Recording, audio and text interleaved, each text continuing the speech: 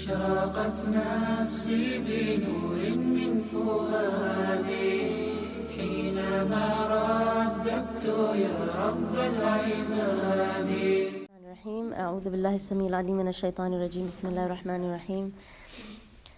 إن الحمد لله نحمده ونستعينه ونستغفره ونعوذ بالله من شرور أنفسنا ومن سيئات أعمالنا. من يهده الله فلا مضل له ومن يضلل فلا هادي له وأشهد أن لا إله إلا الله وحده لا شريك له وأشهد أن محمدا عبده ورسوله. رب اشرح لي صدري ويسر لي أمري واحلل عقدة من لساني يفقهوا قولي. Okay, so we'll start as usual with some of our quiz questions.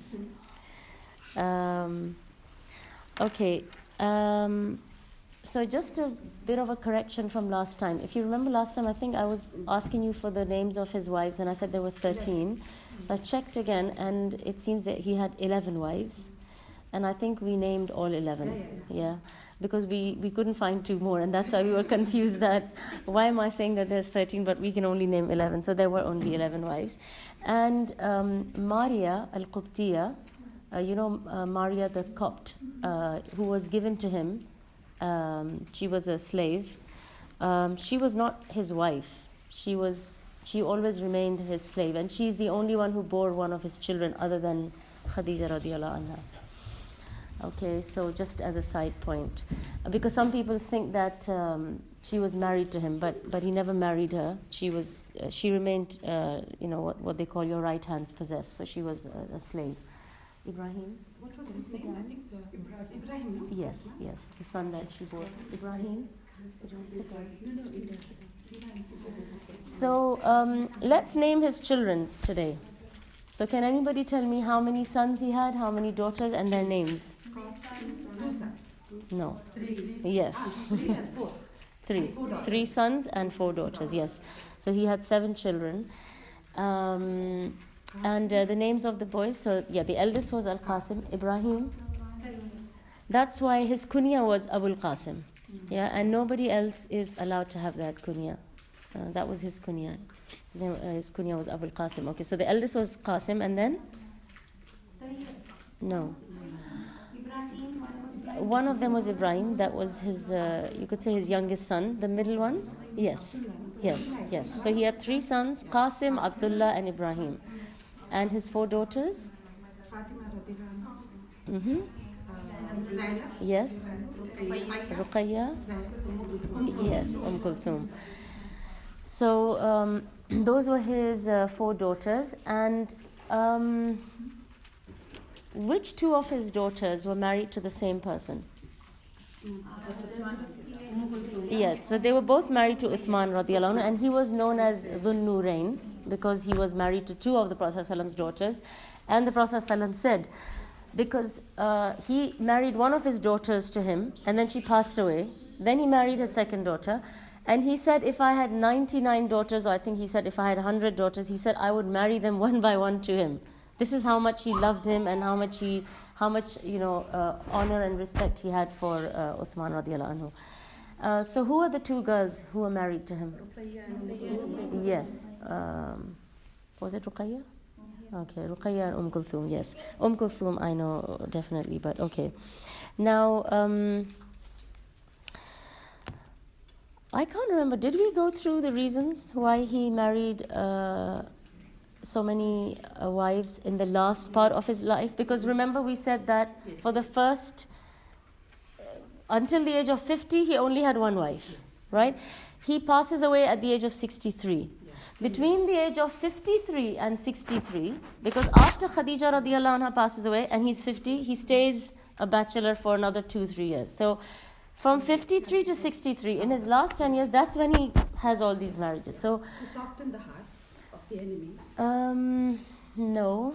It was to, in another way to say that, I would say that it was for to improve tribal relationships, okay? So that if you marry into a certain tribe, then they feel like this is our son-in-law, and that way that softens their heart towards Islam, and maybe they will all become Muslim. And remember, we gave the example of one of his wives who he married, and then her whole tribe became Muslim. Yes, Juwairiya, very good. Pink rose. Yes. Mariam, can you tell him to sit down, please? Pink rose? Yeah. Okay. Dream. He got a dream about Aisha radiallahu. That was about Aisha As radiallahu anha. commands, and one more. 2 as commands. Yes, And 2 one of them more. were, yes. Yeah, as a command. Yeah, those 2 were, like you could say, commanded by Allah subhanahu wa ta'ala for him to marry. Okay. And those are the 2 most controversial marriages that he had. Those are the ones that people pick on the most. Okay. So one of the reasons was to forge alliances with different tribes. Then another reason... Widows, to support them. Yes, you could say because he felt compassionate towards his ummah, and so if he felt somebody was in a problem, somebody was helpless, somebody was stuck, then he felt that he can support her. So for example, when he married Sauda, she was very old, and I mean she was already quite old, and obviously she had been married, and that's why when he moves to Medina, she becomes really old, and so she gives up her turn and she says Aisha can have my turn, because she's like ajuza now, right?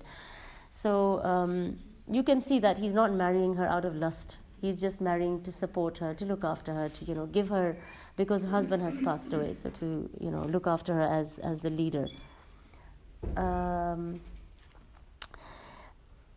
A very, very important reason why these marriages take place is because if you think about it, the Prophet ﷺ played many roles, right? He was a leader, he was a judge, he was a mujahid, right? He was a warrior.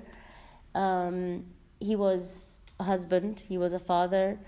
He had many, many different roles. He was a teacher, right? Now, all of us, we might not have all these different roles, right? How many of us are going to be a qadi and a leader and a teacher and all of these and all, right? But what is it that all of us will definitely be? We're all definitely going to belong to a family, right? We're going to be a member of a family. And this information of what goes on within his family can only be conveyed by another family member. Like, for example, you people can go and tell people what I'm like as a teacher, right? But you can't tell people what I'm like as a mother. You can't tell people what I'm like as a daughter, right? You don't know what I do in the middle of the night. You don't know what I do early in the morning, what time I wake up, what I eat, how I sleep, how I bathe. You don't know these things about me. The people who know these things about me are either my children, my husband, maybe my parents, right? These are the closest people to me. Now, if you think about it, he doesn't have parents. He doesn't have siblings, right?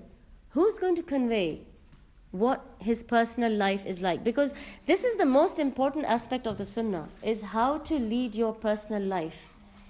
And if that can't be conveyed to us, that will be a huge vacuum in the knowledge that we will get about our deen. And so that's why he has lots of wives. And if you think about it, even his children, they don't survive. Does he have any living children? The last child who's left is Fatima. How soon does she pass away? 6 months after his death, she passes away. So who's going to convey his sunnah? His wives. His azwaj, his, the Ummul Mu'mineen. His wives are the ones who will tell us. For example, we have so many narrations from Aisha. She tells us how he would wake up in the middle of the night, how he would pray for hours and hours. His legs would swell up. She tells us how he would bathe, how he was intimate, how he showed affection to his wives, how he helped them in the house. I mean, these are all really important aspects that we only learn from his wives. And that would not have been conveyed to us if he had, let's say, only one wife, because there's only so much she will retain, right? She's going to forget a lot of things. So if you have more than one person to keep this information, then you can expect more information to be conveyed to us, because one woman will forget something, another will remember it. And secondly, if one woman is mistaken, maybe the other can correct her. And thirdly, especially specifically in the case of Aisha radiallahu anha, the marriage that is the most attacked, right? That is the biggest blessing that this ummah had, that he married this little girl from the age of 6 to the age of 18, which is the exact age that we send our children to school, right? Our children start grade 1 at the age of 6, and they finish grade 12 at the age of 18. It's like she went and she took a full course on the life of the Prophet ﷺ, and she conveys it to us. And you can imagine women who are older, women who are, in higher years. I mean, they're obviously their memory gets weaker, and they get more tired, and they get busier, etc., right? This girl, she's very sharp, she's very intelligent, she's very alert. She questions him, like she says that when the Prophet ﷺ would say something or a verse would be revealed, she said the Sahaba would just hear it and they would just act on it. She said, I would ask him questions. I would say, but why? But this, but that. And the Sahaba, they were shy. They didn't have the courage to question him and to ask him.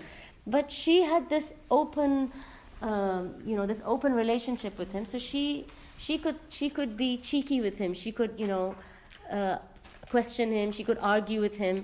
And so that gives us more information about that topic. So imagine if he had not married her, I think that would have been a huge gap in the knowledge that was conveyed to us. And if you look at the hadith that are narrated to us, the maximum number of narrations is from Abu Huraira, which is in about 5,000, 5,000 plus. Second is Anas bin Malik, yes. Third is Abdullah bin Umar, okay? But Abu Huraira, 5,000 plus ahadith. Anas bin Malik, Abdullah bin Umar, and Aisha radiallahu anha, 2,000 plus. There's a big drop from Abu Huraira to the rest of them. But amongst the women, she is number 1, right? Because the first 3 are men. And she is number 4, but she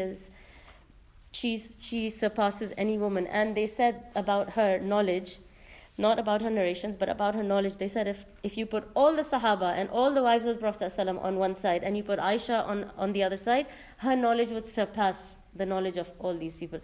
Because I'm telling you, she spent the ideal time period with him from the age of 6 to the age of 18. Her brain was like a sponge, right? She's just absorbing. She's just watching what he does, how he behaves, what he says, and everything that he does. This is what she's absorbing. So she is the best source. Second one was Abdullah bin Umar or Anas No, bin Malik? Anas bin Malik. Third is Abdullah bin.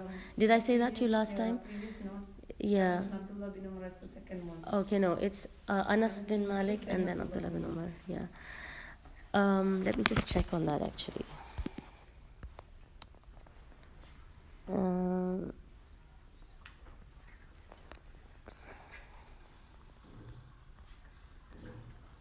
See, I can't even remember that. So imagine if,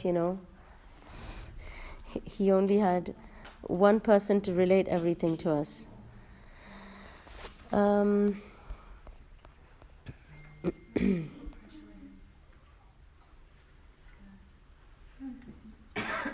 Sorry, it is how you said. Abu Huraira, Abdullah ibn Umar, then Anas bin Malik, and then Aisha. Okay, sorry. All right.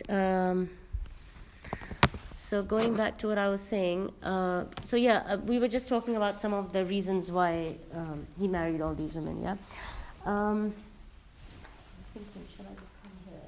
Easier to sit in front of all of you, but then I'm very far away from all of these girls.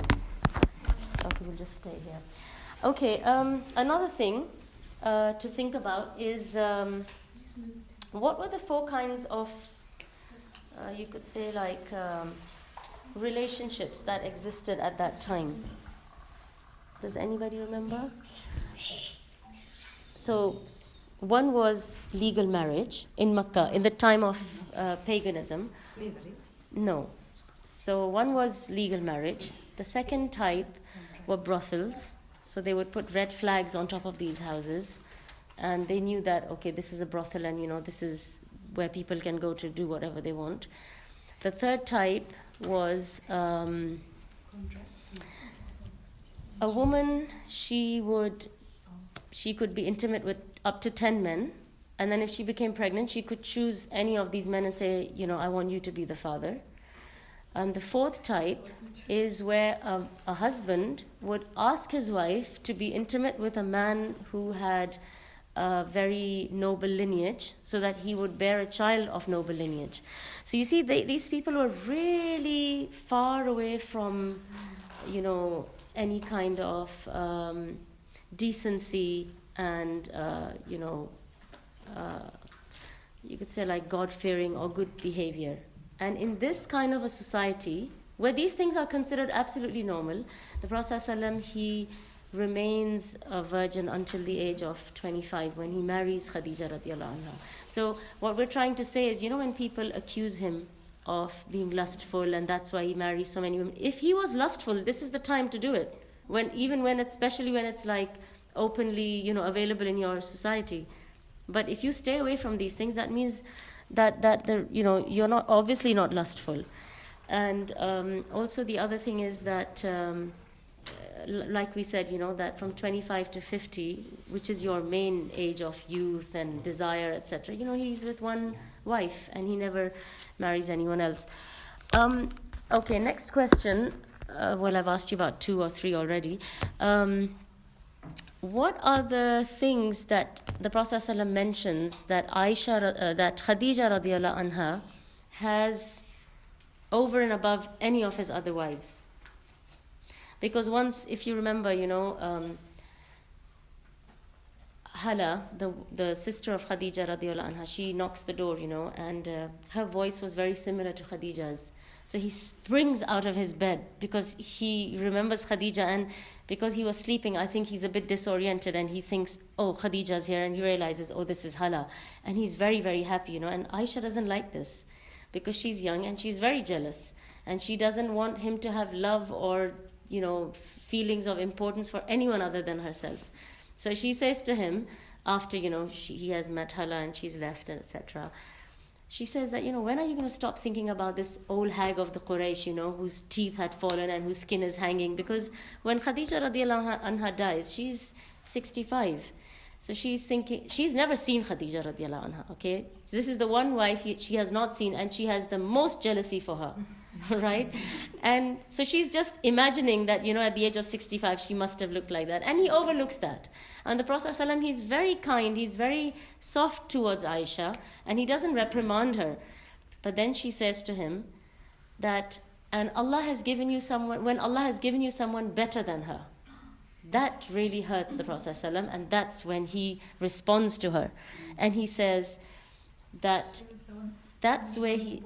Yes, so that's one of the things, that she's the only one who bears him children from his wives, okay? Remember, Maria is not his wife. So from his wives, she's the only one. And yeah, but what are the things that he specifically mentions at that time? So one of the things he says is, he says that Allah gave me children only through her. And Aisha, he doesn't say it like that openly, but he's implying that you don't have that honor, okay, or that privilege. Second thing? She went through the Prophet. Yeah, so basically he's saying that she supported me when everybody else, rejected me.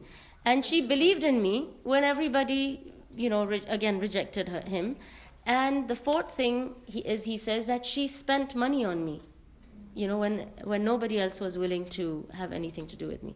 So he's basically saying that you don't have these specific things that she did for me, and that's why no one can take her place. And Aisha radiallahu anha says that after that day, she said, I never opened my mouth about Khadija. Because she understood, that this is a no-go area, right? So you can be jealous, you can smash pots and dishes from other wives, but, just keep quiet about Khadija. You know the incident about the pot? Did I tell you all? No. Okay, so basically Safiya, she was a very good cook. And, she would, once she sent food for the Prophet ﷺ, and she used to make very nice food. So when this food came, Aisha radiallahu anha, she was obviously not too happy to pass this on to the Prophet ﷺ. So she takes the pot and she chucks it. And it smashes, And then she goes to the Prophet ﷺ and she says that, okay, basically I had my moment and I just did this. So now what shall I do? How do I make up for this? Because she knows that it wasn't a good thing to do. And he says that ina'un fi makanin ina and ta'amun fi makanin ta'am, that you replace the pot with another pot and you replace the food with other food because, you've damaged somebody's thing. But again, he's very kind, he's very understanding towards her, and he knows the kind of, love that she has for him and the kind of jealousy she has for him. But yeah, she has her moments.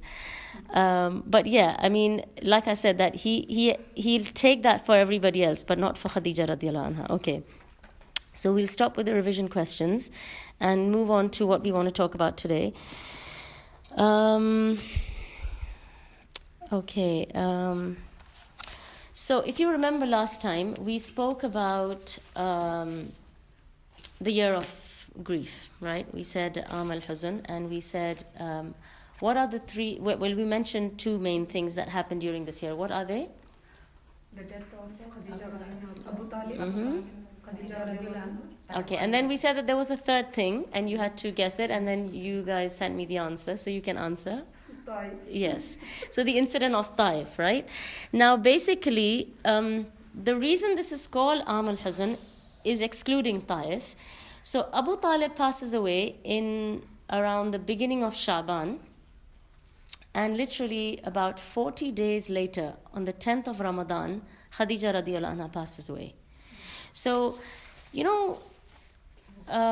something small happens to us and we have like this mental breakdown and we think, oh my God, nobody has been hit with a bigger calamity than me, and, we have a lot of like psychological issues, right? The Prophet ﷺ, he, like I said to you, he gets hit back to back with one thing, then the second thing, and then you'll see Taif happens soon after that as well. So there's like no recovery period, I mean, for me, right, the best example is, when you have labor and you have contractions, right? In between contractions, you have like this quiet period where you can like get your strength back and wait for the next one, right? And then I had one time where I was induced, and that was probably the worst experience of my life. I didn't even have time to breathe in between, It was like bang, bang, bang, bang. It's like, you think that, okay, the next thing, my soul is going to leave now, because there's like no gap in between. So what I'm trying to explain is that when you go through something hard, you need a break. You need some time in between, and then, you're ready, you get yourself back together. And for a mu'min, his life is full of tests, right? He is going to be on this roller coaster. It's like one of these sheikhs, he used to say that once you say La ilaha illallah, you enter the washing machine, right? And you're going to go for a spin, right? Until you come out squeaky clean, right? And it's Yawmul Qiyamah. But until then, you are in the washing machine. So once you say it, then be prepared. Allah will test you. And Allah says that He's going to test you. And He says that He created you to test you and see which of you are best in action, in your belief towards Him and in your behavior. So, like Allah says, لِيَبْلُوَكُمْ أَيُّكُمْ أَحْسَنُ عَمَلًا, right? So, but for him, if you notice, right, he goes through this thing really very, very close in proximity. Abu Talib, he is the Prophet ﷺ's, you could say, his external support, and Khadija radiallahu anha is his internal support, right? She gives him a lot of emotional support and, of course, financial support, and she's always there for him, right? She's like his, you could say, like his backbone, right? And he always keeps like coming back to her. She gives him consolation. She speaks to him softly, kindly. He's lost external and internal, right? Everything is gone all of a sudden. So going back to the death of Abu Talib, remember we talked about the lessons from the death of Abu Talib, and we talked about, for example, having good companions, because he's got bad people around him who are telling him not to believe, and we talked about faith, and that he knew that the Prophet ﷺ's message is true, but he didn't accept it, right? And then thirdly, one of the things I wanted to mention is that if you have a non-Muslim relative, it is perfectly permissible to attend his funeral but not to participate in any religious rituals, okay? But to, do some final rites like to see him or something like that. This is permissible. And Ali radiallahu anhu, he is the one who buries Abu Talib, his father. And he's surprised when the Prophet ﷺ tells him to, because he says he died as a mushrik. And the Prophet ﷺ says, yes, I know, but go and bury him. So he buries him himself. And so there are no other rituals that take place because he does it with his own hands. And so that was one of the things that I wanted to tell you about. Participating in the burial is permissible. The other thing I was going to tell you was there are some groups who consider that Abu Talib passed away as a Muslim. Did I tell you? Shia and some Sufis, because they find it very disrespectful that Ali radiallahu anhu's father is not a Muslim. Now if you think about it, Ibrahim alayhi salam's father is making idols. So that doesn't decrease Ibrahim alayhi salam's honor or respect, right? That's his father, that's what he's doing. But so, each of us is an individual. Because our parents did something wrong, that should not affect, our position with Allah subhanahu wa ta'ala. Okay, so now we go on to the death of Khadija radiallahu anha. So like I said, around the 10th of Ramadan, she passes away. And she is quite traumatized by that boycott. The boycott that took place. That has really affected her because she's quite a soft-hearted person. And she passes away.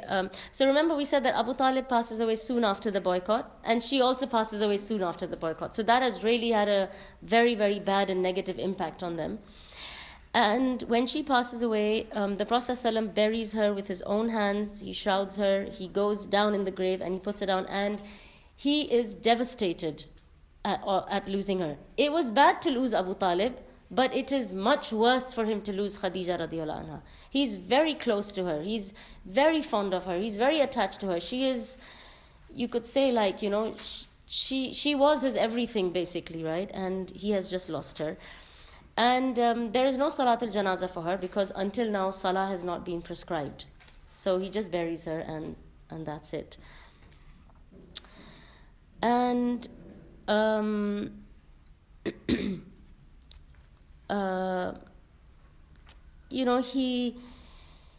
Sahaba said that for months we did not see him smile after he lost Khadija radiallahu anha.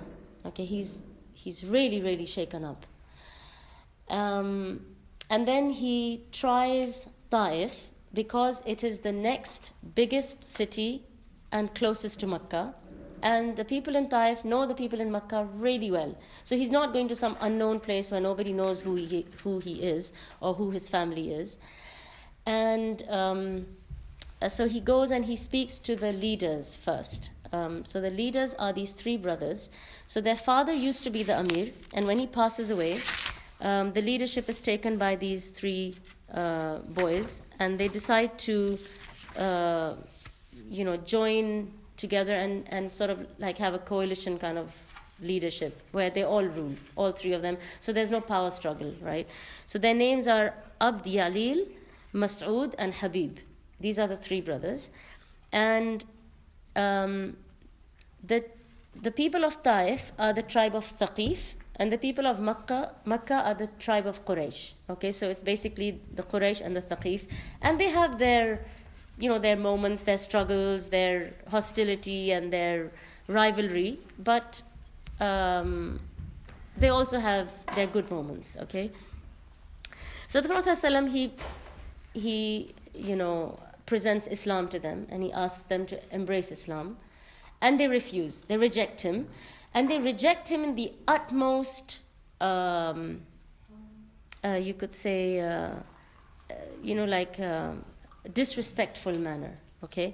So the first one says, or you could say sarcastic manner. The first one says, if Allah sent you for his message, I might as well go and tear down the cover of the Kaaba. The second one says, has Allah not found anyone better than you? And the third one says, I can't speak to you because if you are a messenger, you are too holy for me, and if you are a liar, then you are too beneath my dignity to speak to. So either way, I can't really speak to you. So they reject him.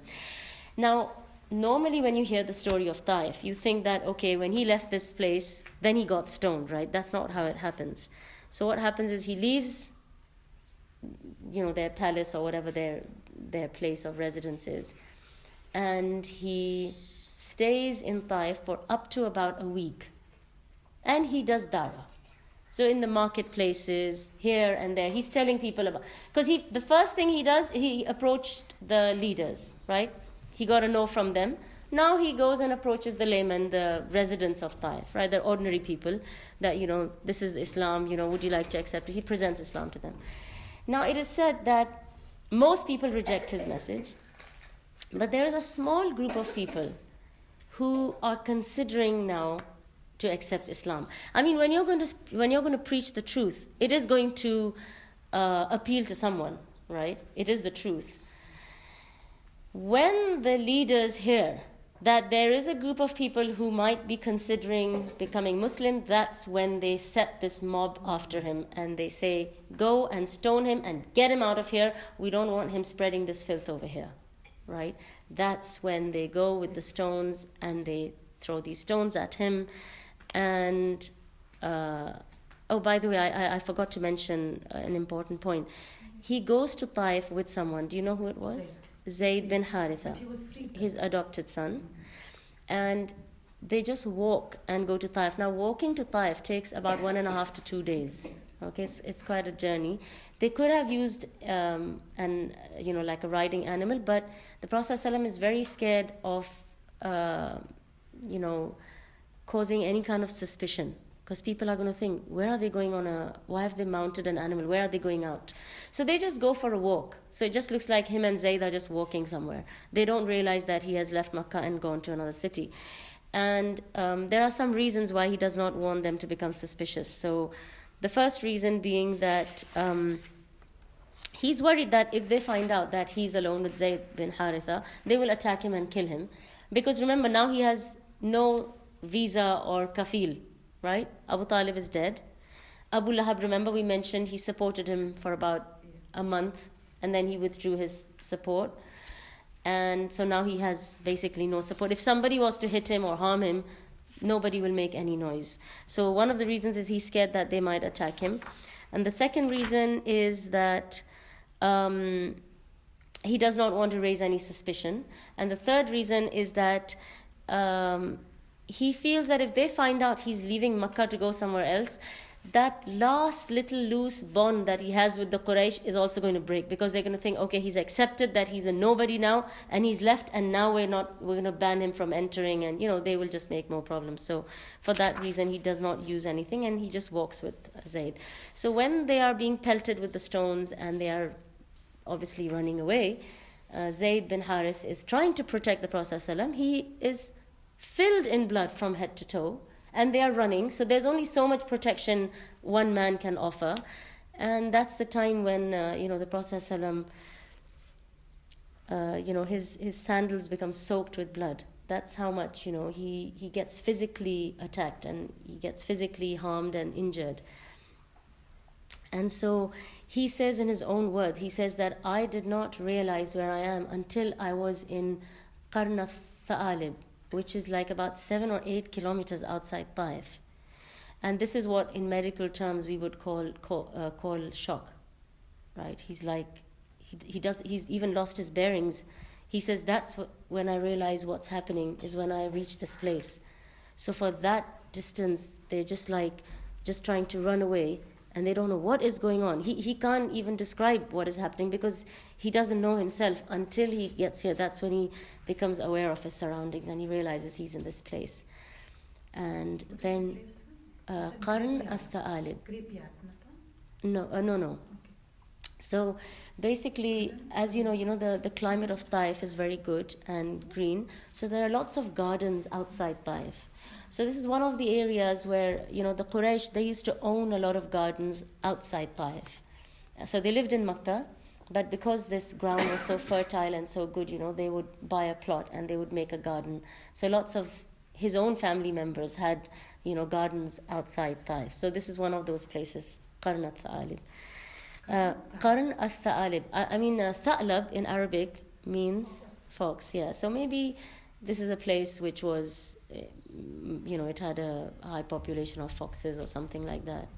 Allahu alam.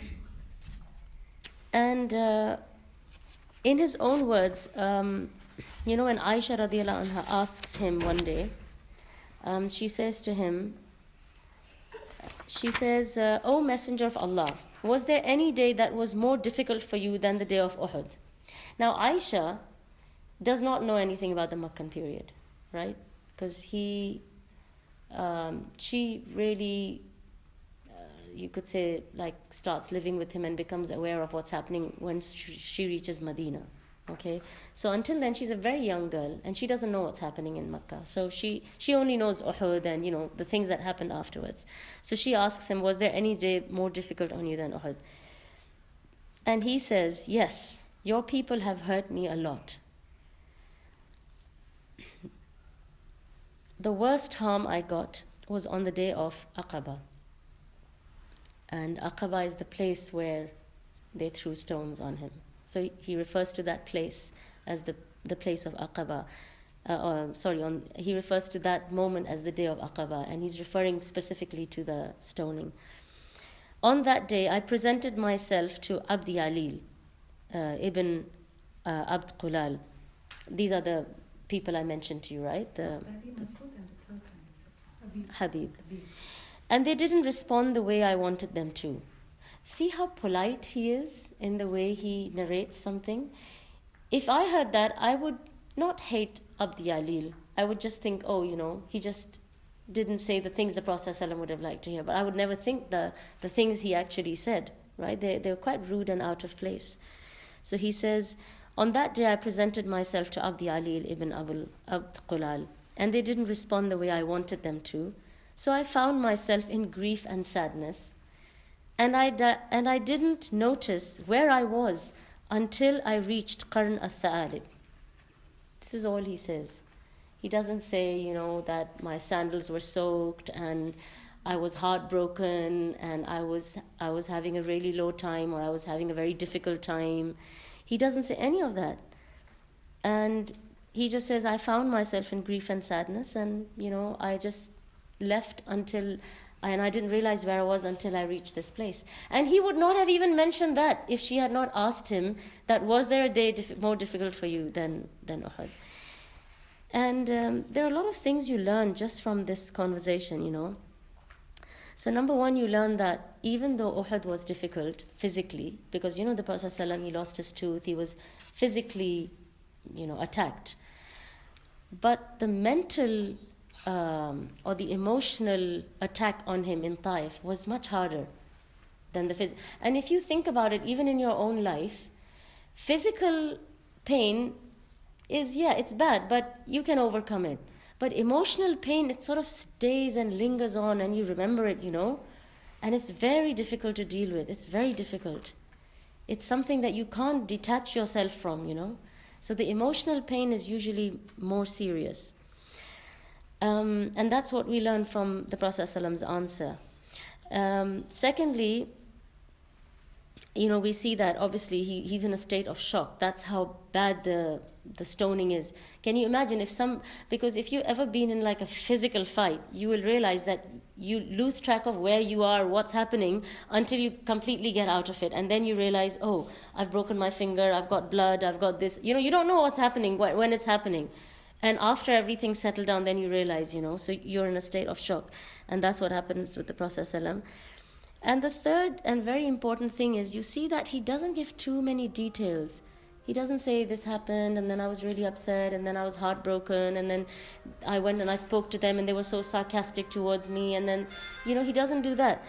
And this is something for us to learn from him, that as a believer, you don't provoke sympathy and pity from people because that's not where your honor is. Okay?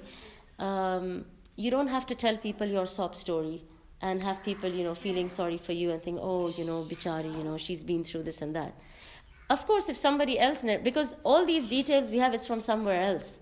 Other people have narrated how it happened and what happened, because the Prophet ﷺ has hardly given any details, right? And even Zayd bin Haritha, he dies during the Battle of Mu'tah.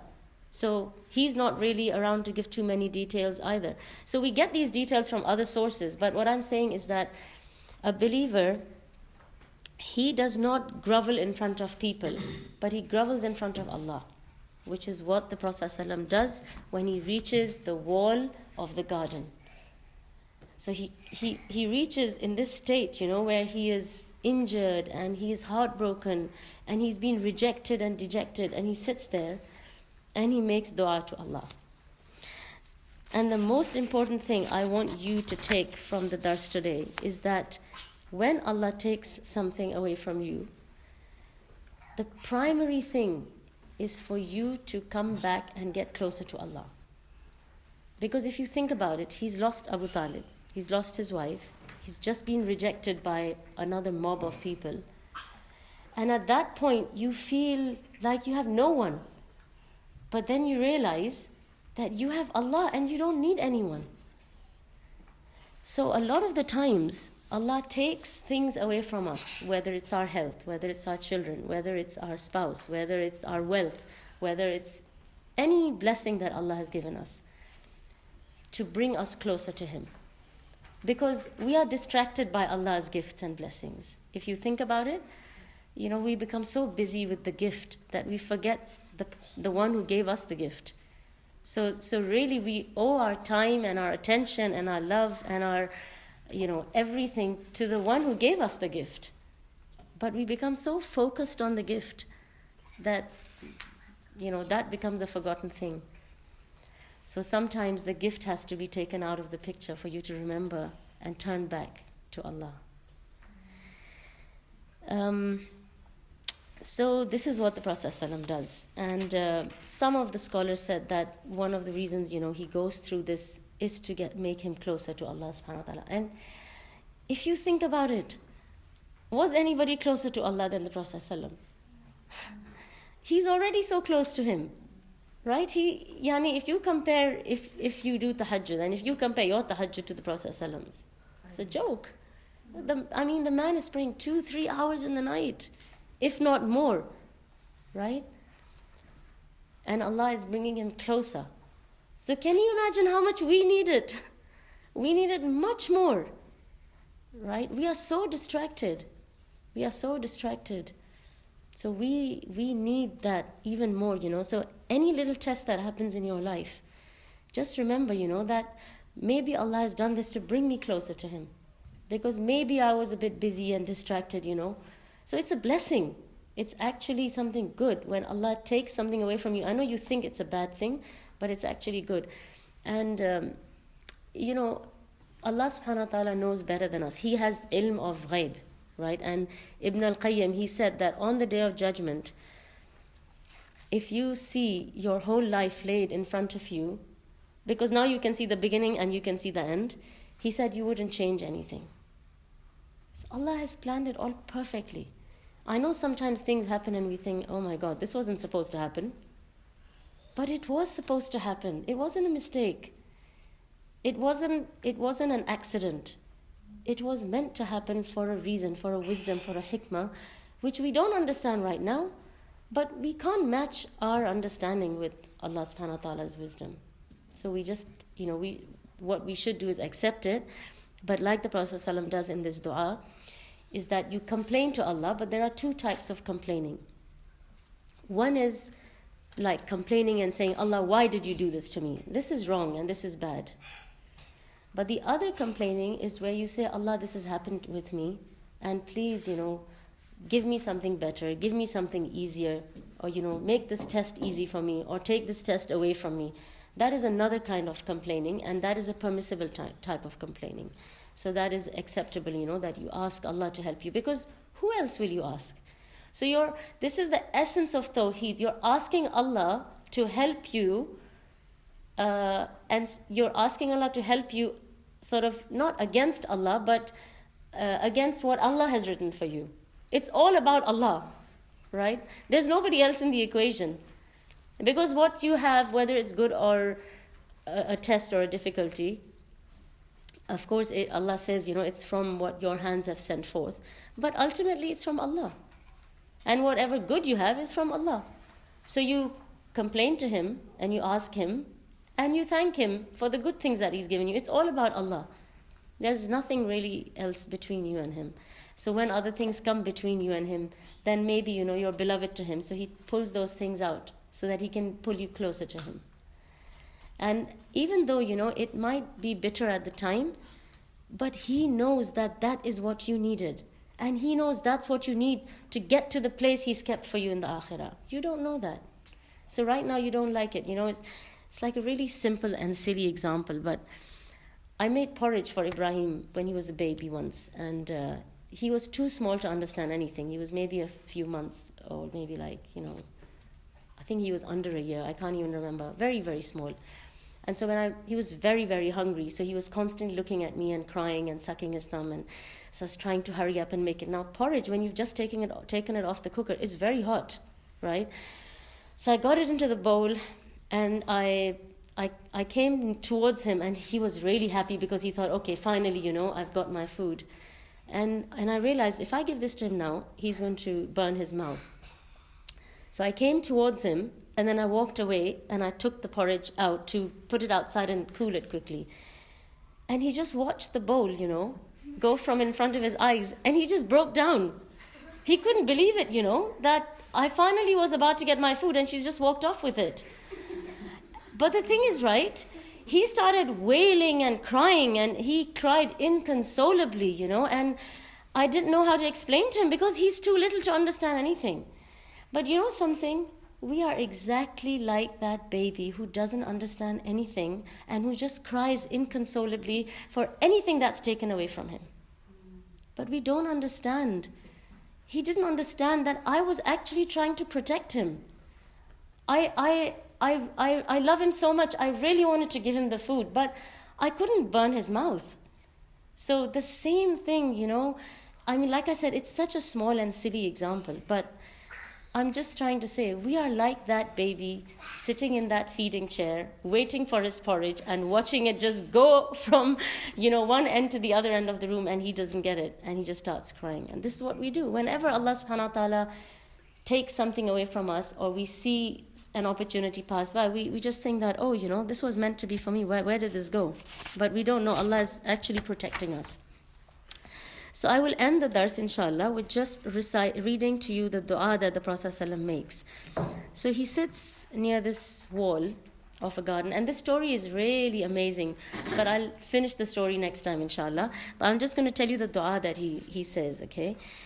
So he says, "O Allah, to you I complain of my weakness and helplessness and lowliness to man."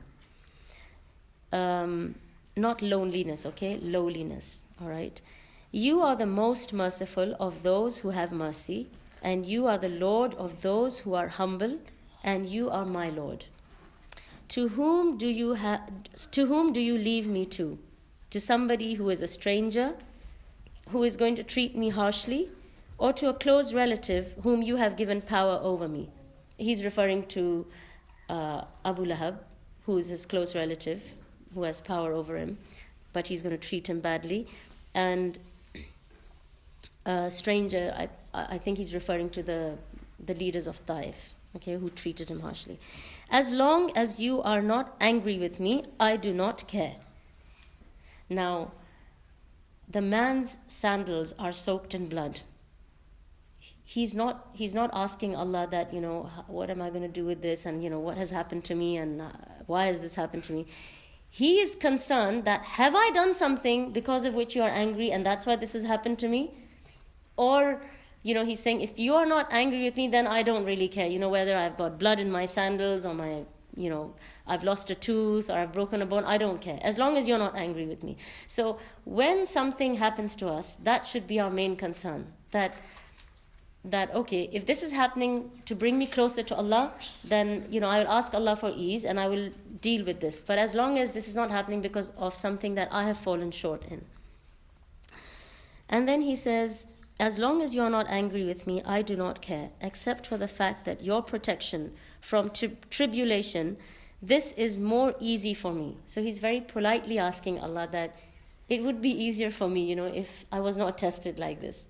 But if I am, and as long as you're not angry with me, okay, So you see, the rida, the contentment with Allah's decree is very important. But asking Allah to improve your situation, there's nothing wrong with that. But always be satisfied with what Allah has given you. If Allah has taken your child, or Allah has taken away your wealth, or Allah has given you a health problem, or anything that has happened, be content with it and know that this must be the best thing for me. Because if it wasn't, Allah wouldn't do it. But it's okay to make dua and ask Allah for ease. Oh Allah, I seek refuge in your face, that is the source of all light that rids the darkness, and because of which all the affairs of this world are rightly guided. I seek refuge in your face, that your anger comes down on me, or your wrath envelopes me. So he's seeking refuge in Allah from his anger. It is your right to criticize until you are content. There is no power or change except through you. And he ends by saying, La hawla wa la quwwata illa billah, which is what I just translated. Again, there are lots and lots of things to learn from this dua, and inshallah I will briefly mention them next time. But most of these things that the Prophet ﷺ says, right, you could talk and get so many lessons from every word that he says, that like I said, you could write volumes about it. But inshallah we'll talk a little bit more about his dua.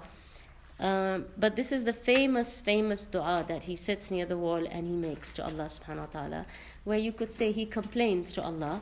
And I think this is, you could say, the crux or the pinnacle of this year of grief, which is where you could say, at least for me, I feel it all comes together in this dua, that Allah has taken away his external support, his internal support. He's been dejected and rejected and beaten up. And it comes to a very perfect ending when you just put your hands together and you just ask Allah. Because that's what it's all about, yeah. Even for us, you might get kicked from here and knocked from there. But ultimately, you know that you have Allah, and that will never change. And that's one of the main, I think, pitfalls that we all fall into, is where we attach ourselves to things which are constantly changing and which are not stable. So what happens is that as those things change, our situation keeps changing. What I'm trying to say is, let's say you're very attached to your parents. One of them passes away and your whole life falls apart. So you were attached to the wrong thing. You knew that this thing can go any minute. So being attached to it is not a wise move. But if you attach yourself to the thing which is constant and it never changes, you will never be heartbroken and you will never be disappointed. And the only thing that never changes is Allah subhanahu wa ta'ala. And that is what our focus should be. That is where our attachment should be. All the other things should just be on the side. Our main, journey is to Allah subhanahu wa ta'ala, and that's what our focus should constantly be. And like I said, things happen in life, ups and downs, good times, bad times. Alhamdulillah, mashallah. But the main thing is, as long as Allah is pleased with you, as long as your connection with Allah subhanahu wa ta'ala is good, then inshallah you will never be heartbroken like that.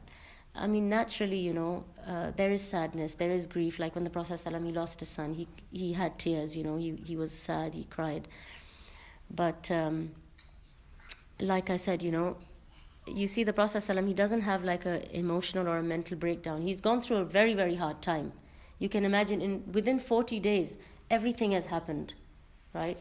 But because his faith and his iman is so strong and firm, his connection with Allah is so strong that even now he's just asking Allah that, I know all this is happening with me. As long as you're not angry, it's all good, right? So that's how we should be. Wa subhanakallahumma wa bihamdik ashhadu an la ilaha illa anta astaghfiruka wa atubu ilayk. وآخر دعواهم أن الحمد لله رب العالمين.